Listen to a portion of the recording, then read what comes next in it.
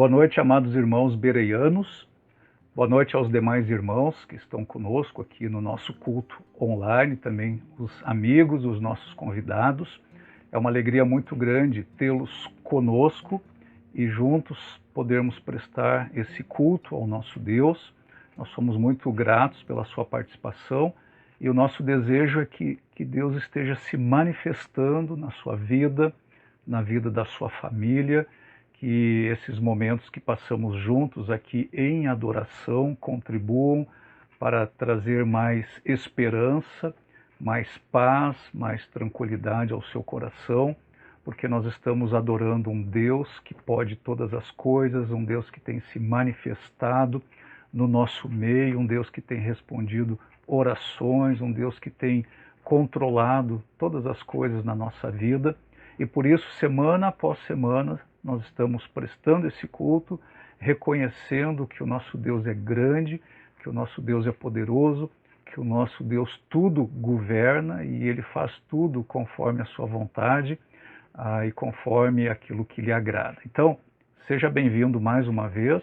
Nós já tivemos aqui na parte introdutória do nosso culto esses momentos de louvarmos ao Senhor com cânticos, com testemunhos, e nós queremos continuar nessa adoração agora meditando na palavra de Deus. A partir de hoje, nos próximos sermões que eu vou estar expondo aqui, por algumas semanas, possivelmente 5 ou 6 semanas, nós vamos olhar especificamente para o capítulo 40 do livro de Isaías. E por algumas semanas nós vamos estudar esse capítulo, Isaías capítulo 40.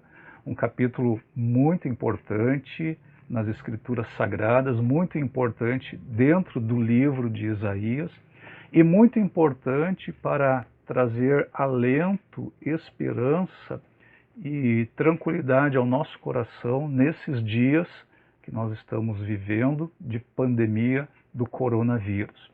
Então, a minha expectativa é que a palavra de Deus, mais uma vez, encontre-nos em nossas necessidades, que ela penetre não só aqui na nossa mente, mas também no nosso coração, e ao entrar no nosso coração, ela transforme a nossa vida, transforme o nosso caráter e produza em nós todos aqueles frutos que o Senhor quer produzir nas nossas vidas por intermédio da sua palavra.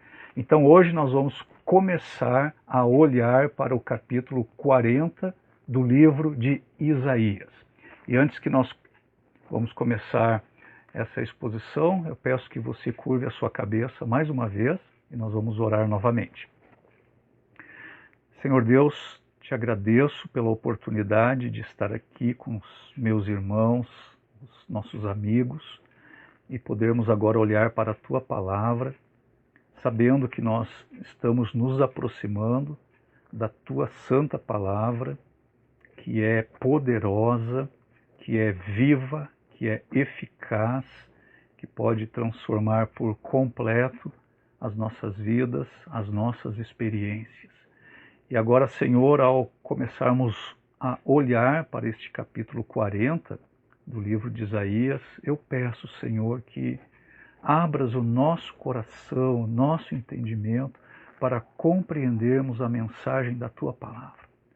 Fale conosco, Senhor, nessa noite, fale com os nossos corações e use a tua palavra para trazer despertamento, para trazer perturbação, para trazer consolo, conforto, esperança, seja qual for a necessidade do nosso coração.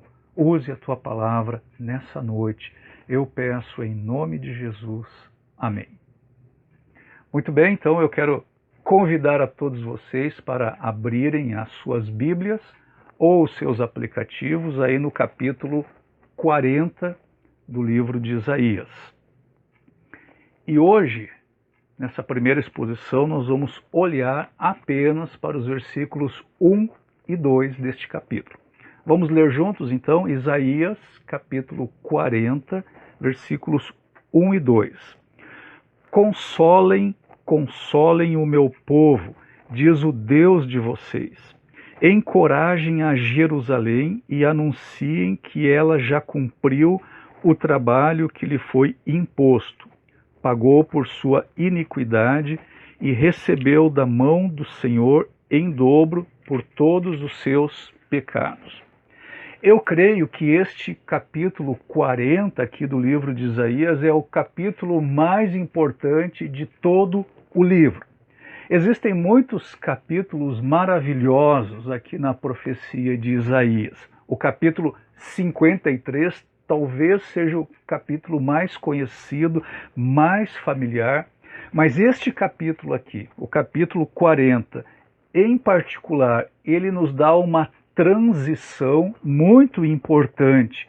É uma transição de uma mensagem de juízo, de condenação sobre a nação de Israel, que nós encontramos nos primeiros 39 capítulos, para uma mensagem de consolo, de conforto e de salvação que nós encontramos neste capítulo 40 e nos próximos 25 capítulos. A mensagem de Isaías na segunda parte do livro, ela é bastante diferente da mensagem que nós encontramos na primeira parte do livro. Por isso, alguns estudiosos sugeriram que possivelmente existiu 2 autores para o livro de Isaías.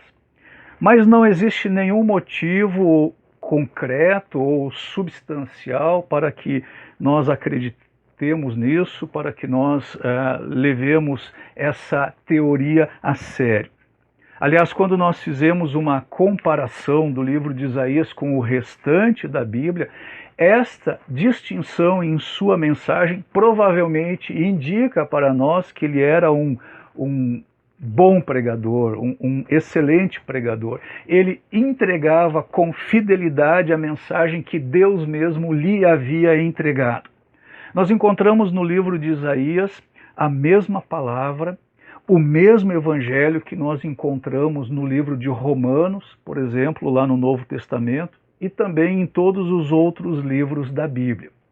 Uma mensagem do juízo de Deus sobre o pecado e a desobediência do povo, acompanhada de uma mensagem de perdão e de redenção através da graça de Deus. É importante nós termos algum conhecimento daquilo que está por trás do livro de Isaías, saber um pouco do seu contexto histórico. Agora, isso é válido para qualquer capítulo que nós estivermos analisando ou estudando nas Escrituras Sagradas. E nós vamos tomar um pouquinho de tempo para olharmos para a estrutura do livro de Isaías. Isso é importante para nós podermos compreender melhor aquela mensagem que Deus deu para Isaías. Então observem o seguinte, a nação de Israel, nesta época aqui, ela estava dividida em 2 reinos. Havia o reino do norte, que era chamado de Israel, e havia o reino do sul, que era chamado de Judá. Isaías, ele foi um profeta no reino do sul, no reino de Judá. E durante o tempo do seu ministério em Judá, Deus trouxe juízo sobre o reino do norte, sobre o reino de Israel, através da nação da Assíria. E as 10 tribos daquele reino, lá do reino do norte, foram levadas para o cativeiro. Isaías profetizou que um julgamento muito semelhante a este cairia também sobre o povo de Judá. No capítulo 39, no capítulo anterior, por exemplo, ele dá esta informação ao rei. Olha aí no capítulo 39, no versículo 6. Um dia, tudo o que há em seu palácio, bem como tudo o que os seus antepassados acumularam até hoje, será levado para a Babilônia. Nada ficará, diz o Senhor. Nós sabemos que depois da morte deste rei, o rei Ezequias, o Senhor levantou o rei Nabucodonosor, rei da Babilônia. Ele veio, ele atacou Jerusalém, e a grande maioria dos habitantes de Jerusalém e de Judá foram deportados para a Babilônia e ficaram lá na Babilônia 70 anos no cativeiro. Agora, nenhuma dessas coisas aqui havia ainda ocorrido à medida que o profeta fala aqui neste capítulo 40 de Isaías. Mas o fato de que ele havia profetizado este deportamento, este cativeiro, trouxe uma grande preocupação em relação ao futuro da nação. E a promessa de Deus de mandar um Messias. De que forma Deus poderia cumprir as suas promessas de abençoar o seu povo por toda a eternidade, sendo que um ato tão severo de juízo de Deus recairia sobre eles? Como poderia nascer a semente de Abraão se os descendentes vivos de Abraão estivessem todos presos em uma terra estrangeira? De que forma poderia surgir a salvação de Israel se a cidade de Davi estivesse abandonada, em ruínas, deserta?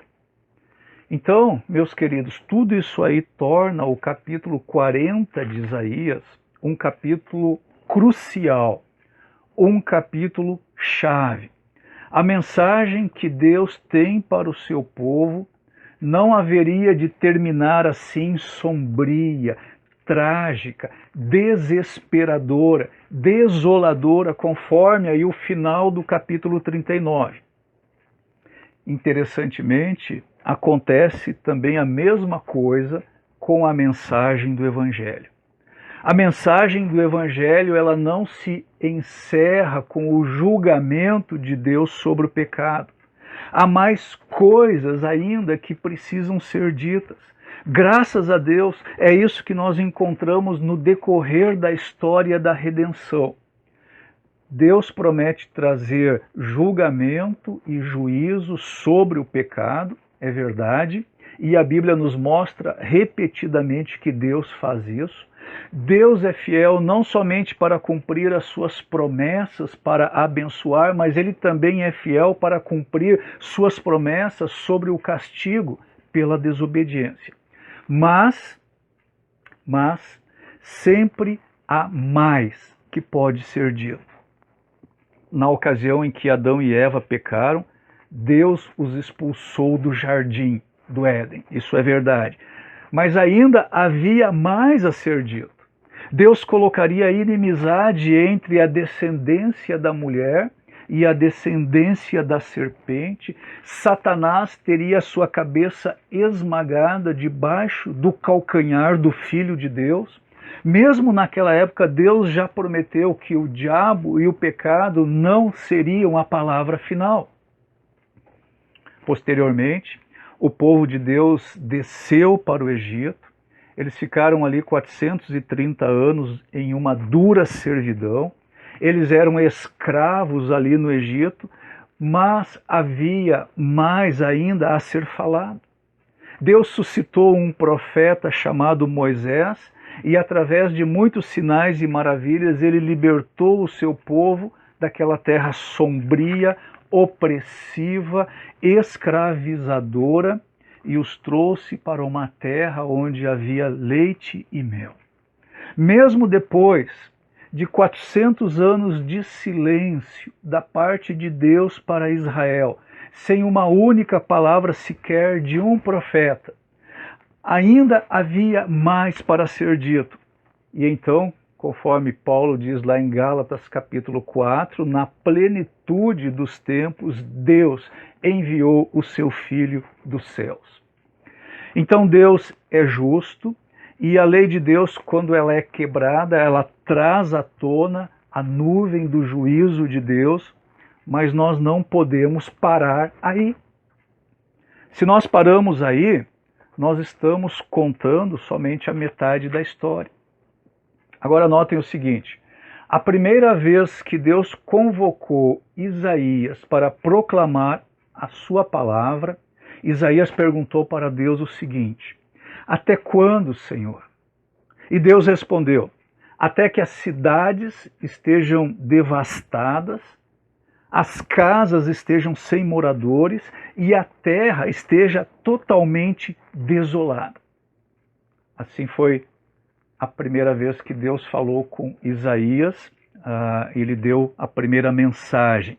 Mas agora, a segunda vez que Deus falou com Isaías, com respeito à mensagem que ele deveria entregar para Israel, o Senhor disse o seguinte, versículo 1 deste capítulo: consolem, consolem o meu povo, diz o Deus de vocês. E o versículo 2: encorajem a Jerusalém e anunciem que ela já cumpriu o trabalho que lhe foi imposto, pagou por sua iniquidade e recebeu da mão do Senhor em dobro por todos os seus pecados. Consolem, consolem o meu povo, encorajem a Jerusalém. Agora, isso aqui tinha um sentido realmente muito especial para aqueles que seriam deportados, que seriam levados para o cativeiro, para aqueles que estariam lá no exílio. Essa mensagem traria certeza para eles de que Deus haveria de restaurá-los para a sua terra, mas há ainda implicações muito maiores aqui. Esta mensagem, ela tem algo a dizer tanto para nós hoje, como também teve para eles, e talvez até mais. Isso nos assegura de algumas coisas muito importantes que nós precisamos aprender ou sermos relembrados. E nessa exposição, duas coisas em particular eu gostaria de mencionar. Em primeiro lugar, Deus sempre tem uma intenção benevolente e graciosa. Novamente aí o versículo 1, consolem, consolem o meu povo, diz o Deus de vocês. Nós temos que nos lembrar que, frequentemente, quando a Bíblia fala sobre salvação, ou quando nós lemos bons livros sobre este assunto, é muito comum nós vermos frases do tipo: o plano de salvação, o propósito eterno de Deus na redenção. E, meus queridos, este tipo de linguagem nos ajuda muito para entendermos a ideia de que Deus é um Deus soberano na nossa salvação. E nós somos salvos de acordo com um plano sábio e soberano. Um plano que já tinha sido traçado antes de este mundo existir. Nada traz mais glória a Deus de que quando o seu povo reconhece que a salvação vem de Deus, do seu princípio até o seu fim, e que nós, na verdade, não tivemos nada a ver com isso. Agora, se nós não tomarmos cuidado, nós vamos começar a encarar isso de uma forma muito lógica, de uma forma como nós encaramos uma fórmula matemática. Existe uma ordem para a salvação, há uma ordem para os decretos de Deus, para os pensamentos de Deus, e certamente é muito importante que nós compreendamos esta ordem. Mas o perigo está em nós colocarmos uma ênfase tão grande na ordem que o próprio Deus, aquele que literalmente nos salva, de alguma forma começa a aparecer alguém distante, impessoal, como se o plano de salvação fosse uma máquina bem lubrificada que Deus construiu e que Ele colocou em andamento, como se Deus agora estivesse mais distante e apenas olhando e assistindo tudo passivamente. A primeira coisa que nós devemos observar e notar quando nós olhamos para a mensagem do profeta Isaías é que Deus tem uma preocupação genuína, verdadeira, sincera, profunda pelo seu povo. É desejo do coração de Deus abençoar e fazer o bem. O plano de salvação de Deus, ao enviar o seu Filho a este mundo, o dom do Espírito Santo que nos ajuda a compreender, tudo isso é o resultado da preocupação, do carinho de Deus que se encontra expresso aqui nestas palavras: consolai, consolai o meu povo. O que todo pecador realmente necessita, em última análise, é o conforto, é o consolo que este mundo e o entregar-se para as coisas deste mundo não pode trazer. Deus dá um consolo verdadeiro a todos aqueles que o invocam. Não é um consolo que atinge superficialmente os nossos corações, que desaparece repentinamente, assim como chegou, mas é um consolo direcionado às nossas necessidades mais profundas do nosso coração, das nossas almas. É um consolo que traz para as nossas almas uma paz profunda, duradoura, permanente. Como nós podemos saber que, de fato, Deus pode providenciar este tipo de consolo? E aí, queridos, isso nos traz para a nossa segunda consideração. A mensagem de Isaías nos assegura, em segundo lugar, que o conforto que Deus nos dá é um conforto bem fundamentado e é um conforto bem seguro. E nós encontramos isso na segunda parte aí do versículo 2, onde nós lemos: anunciem que ela já cumpriu o trabalho que lhe foi imposto, pagou por sua iniquidade e recebeu das mãos do Senhor em dobro por todos os seus pecados. Notem novamente, ela já cumpriu o trabalho que lhe foi imposto, pagou por sua iniquidade. Há duas coisas aqui que nos transmitem esta segurança. A segurança de que o conforto e o consolo que nós recebemos de Deus não é meramente superficial e passageiro, mas o consolo que está aqui é aquele consolo que as nossas almas carecem. Nós sabemos disso porque, em primeiro lugar, este conforto aqui, ele é um conforto, ele é um consolo em relação ao nosso pecado. Mais uma vez, ela já cumpriu o trabalho que lhe foi imposto, pagou por sua iniquidade. As palavras aqui, elas são uma descrição maravilhosa, não apenas da condição feliz daqueles exilados que um dia haveriam de retornar para a sua terra, mas também um alívio que pode ser encontrado por cada pecador que tem os seus pecados perdoados. O fardo da sua culpa é removido, a inimizade com Deus é findada. Meus queridos, o pecado, ele é um fardo muito pesado de carregar.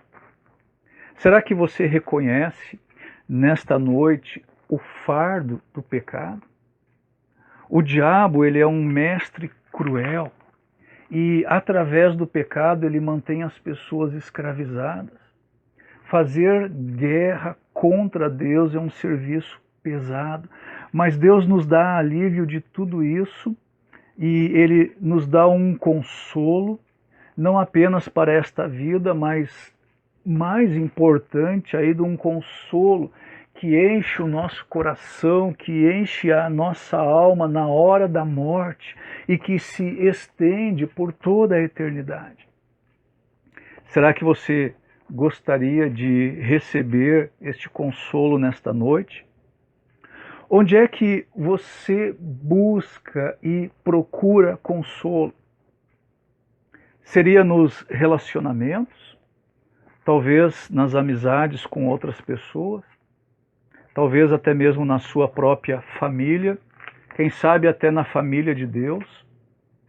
Deus pode trazer conforto desta forma, usando esses relacionamentos, mas se nós queremos conhecer o tipo de consolo que Deus está falando aqui em Isaías 40, nós precisamos, primeiramente, nos humilhar diante de Deus. É um conforto, um consolo que é encontrado quando nós confessamos a Deus os nossos pecados, quando nós rasgamos os nossos corações perante Deus em arrependimento. Venha comigo para Provérbios, no capítulo 28.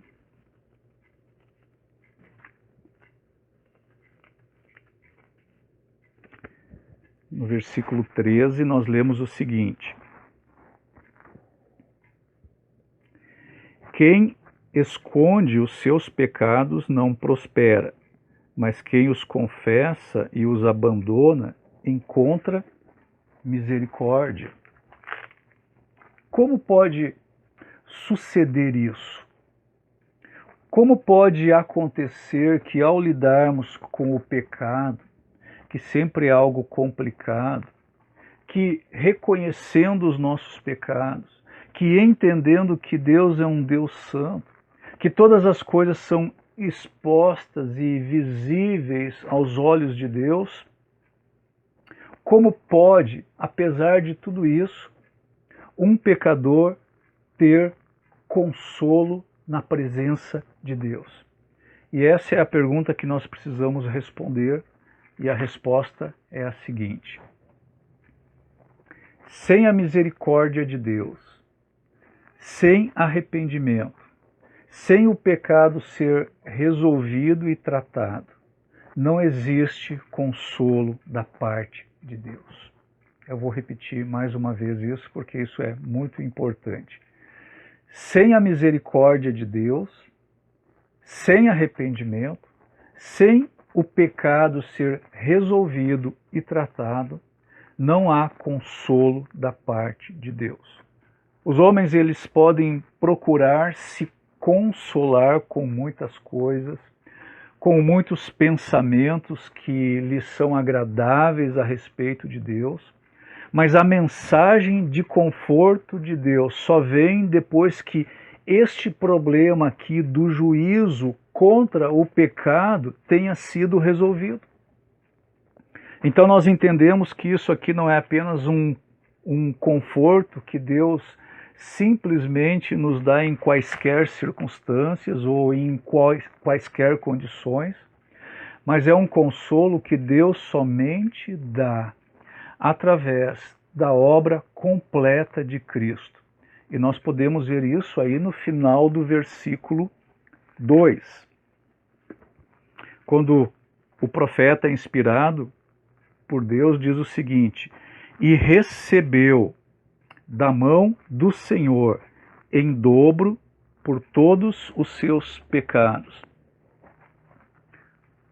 Nós podemos ter tal conforto, tal consolo, somente porque a dívida pelo pecado foi quitada completamente. A justiça de Deus foi satisfeita. A ira de Deus foi removida. E não por alguma coisa que nós mesmos tenhamos feito, mas pela obra do seu Filho lá na cruz do Calvário. E só há uma forma de nós compreendermos essas palavras de Isaías aqui.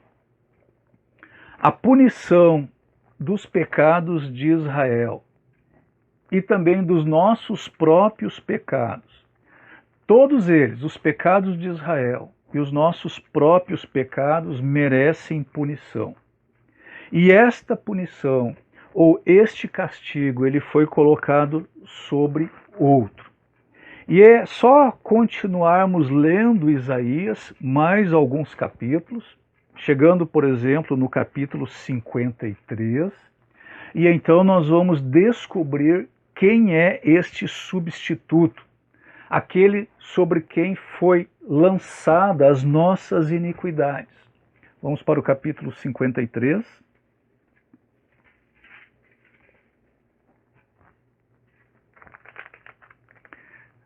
Isaías 53, nós vamos ler os versículos 3 a 5. Foi desprezado e rejeitado pelos homens, um homem de dores e experimentado no sofrimento, como alguém de quem os homens escondem o rosto, foi desprezado e nós não o tínhamos em estima. Certamente ele tomou sobre si as nossas enfermidades e sobre si levou as nossas doenças, contudo nós o consideramos castigado por Deus atingido e afligido. Mas ele foi transpassado por causa das nossas transgressões, foi esmagado por causa de nossas iniquidades. O castigo que nos trouxe paz estava sobre ele, e pelas suas feridas fomos curados. Quem é este ele sobre quem foram lançadas as nossas iniquidades? Aqui no capítulo 53 de Isaías, ele é o servo sofredor, ele é uma profecia messiânica, foi dada a Isaías 700 anos antes da vinda do nosso Senhor Jesus Cristo, e é uma profecia que aponta para Jesus Cristo e que se cumpre plenamente no Senhor Jesus Cristo. Ele é o Cordeiro de Deus, ele é aquele que foi sacrificado em nosso favor, ele é aquele que levou sobre si os nossos pecados e pelas suas feridas nós fomos curados. O castigo, de acordo aqui com Isaías 53, que nos traz a paz, estava sobre ele, sobre o servo sofredor, sobre Jesus Cristo. A única paz que um pecador pode conhecer vem através do fato de que Cristo, na cruz, ele suportou o nosso pecado, ele carregou o nosso fardo. Como diz aí o profeta, pelas suas feridas nós fomos curados. E aqui nós encontramos então a explicação aí da frase de Isaías 42, mais uma vez, e recebeu da mão do Senhor em dobro por todos os seus pecados.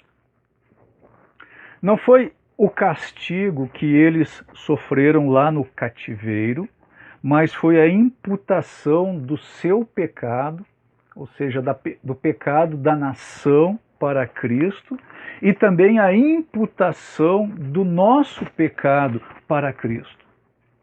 Então, Deus ele nos perdoou em Cristo, o perdão de Deus nos foi concedido através de Cristo, e aqui está o consolo que Deus tem para todos nós nessa noite.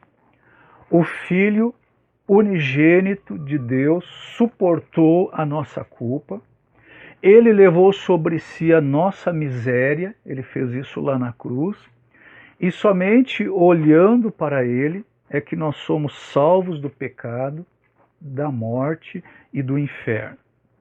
Mais uma vez vamos ler essa passagem. Consolem, consolem o meu povo, diz o Deus de vocês.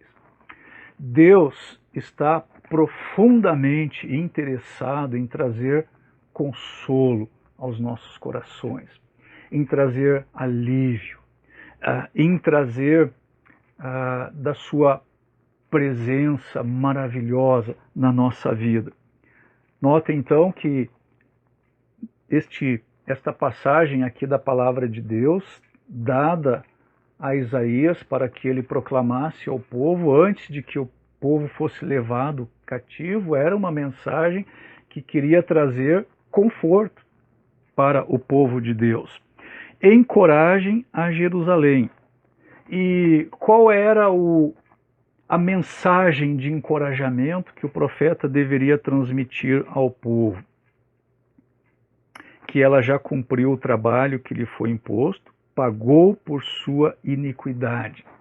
Só há conforto, só há consolo quando o nosso pecado é removido, quando o nosso pecado é acertado diante de Deus, quando o nosso pecado é perdoado.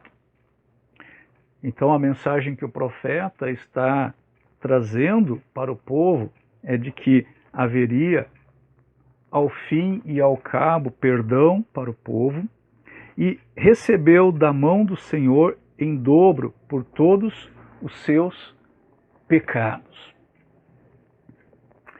É muito interessante nós percebermos a obra do Senhor Jesus Cristo lá na cruz. Sobre o Senhor Jesus Cristo foram lançados todos os pecados do mundo inteiro, os pecados desde Adão, foram jogados sobre Cristo lá na cruz. Ele levou todos os pecados. Todos os pecados foram creditados na conta de Jesus Cristo. E nós recebemos, por intermédio do sacrifício de Cristo lá na cruz, perdão dos nossos pecados. Nós recebemos algo que é infinitamente indescritível. Perdão para os nossos pecados, perdão que se acha em Cristo. O consolo para as nossas vidas, primeiramente, vem de nós estarmos diante de um Deus que é 3 vezes santo, reconhecendo o nosso pecado, confessando os nossos pecados e suplicando que Ele, através de Cristo, nos perdoe os pecados. E o nosso conforto vem também porque há um substituto, há alguém que pagou a conta dos nossos pecados. E esse alguém é Jesus Cristo. E diz o apóstolo Pedro que não foi mediante coisas corruptíveis como ouro e prata que nós fomos salvos do nosso inútil procedimento, mas nós fomos salvos mediante o sangue precioso de Jesus Cristo, conhecido com efeito antes da fundação do mundo. O sangue do Senhor Jesus Cristo que verteu lá na cruz do Calvário. O Senhor Jesus Cristo pagou em dobro, ou seja, da forma mais intensa possível e mais grandiosa possível, todos os nossos pecados. Em Cristo Jesus, nós podemos ser reconciliados com Deus. Em Cristo Jesus, nós podemos ser resgatados do cativeiro e nós podemos estar novamente com o Senhor em paz, cultuando e adorando o nosso Deus. Hoje nós vamos ficar com essa palavra aqui e a minha oração é que Deus esteja falando com você nessa noite através da sua palavra. Deus quer trazer conforto ao nosso coração, consolo. Deus quer restaurar o nosso relacionamento com Ele. Deus quer fazer paz entre nós e Ele decidiu que isso aconteceria mediante o sacrifício do seu único Filho, o Senhor Jesus Cristo.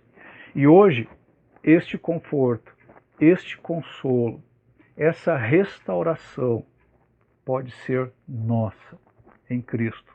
É preciso que nós venhamos a Cristo, que nós buscamos a Ele, que nós abramos o nosso coração para que Ele entre na nossa vida, na nossa alma, no nosso coração, e Ele nos faça então uma nova criatura, uma nova criação. Que Deus abençoe a sua palavra, que Deus nos abençoe nessa noite e no restante dessa semana. Eu gostaria de orar ainda mais uma vez.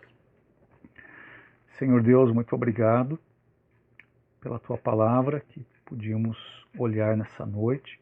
Venho pedir, Senhor, a tua bênção sobre todos nós, aplicando a tua palavra em nossas vidas, conforme as necessidades de todos os corações aqui presentes.